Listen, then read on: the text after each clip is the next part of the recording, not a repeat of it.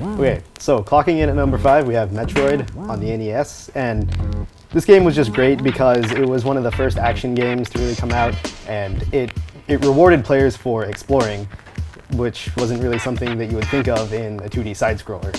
And this, along with Castlevania, was where they just combined to create the Metroidvania genre that's just extremely popular.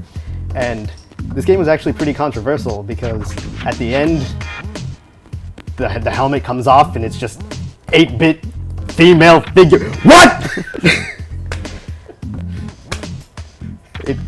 Yeah. Coming in at number 4, we have Dragon Quest, or Dragon Warrior as it came out in America.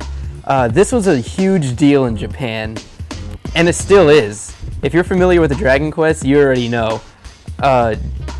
Japan goes nuts for these games. They actually changed the release date of whenever a new Dragon Quest game comes out because productivity just drops. People skip work and line up to pick up this game and play it. So they had to change it to a Saturday. In America, it didn't really catch on that well.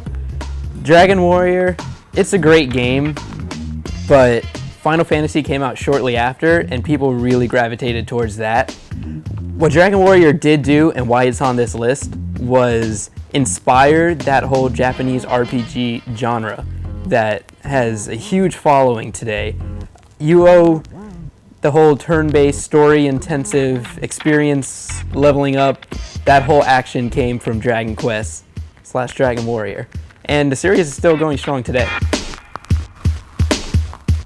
And number 3 on our list is Contra. It came out in 1988. It came out on a couple different arcade ports, which I didn't like as much as the NES port. It inspired the whole shooting genre, so you can think if you're a big Call of Duty or a Halo fan, this is the game that started it all. This was really awesome because it started with the whole 2-player shooting at the same time. You could play together, not like Mario where you have to wait for your buddy to die to play. If you can come into the store and beat this game without a code, I will give you Contra, some shirts, half the store, because I've had so many people come in and tell me they can beat Contra without the code, and then I put it in and half of them can't get past the first level. So they're like, oh, I don't know what happened. So come in and beat this, please. I want to see it, because I've never seen anybody do it without the code in person. Coming in at number 2, we have this awesome cart, The Legend of Zelda. Now, what was so great about this game was that it was almost completely open-ended. You could go just about anywhere you wanted from the beginning of the game, and it offered this really awesome sense of wonder and adventure. Plus, it's on a gold cart. Who wouldn't want to play that? Number 1 on our list today is Super Mario Brothers from 1985. This game revolutionized the video game world. Mario is to video games what Jesus Christ is to Christianity.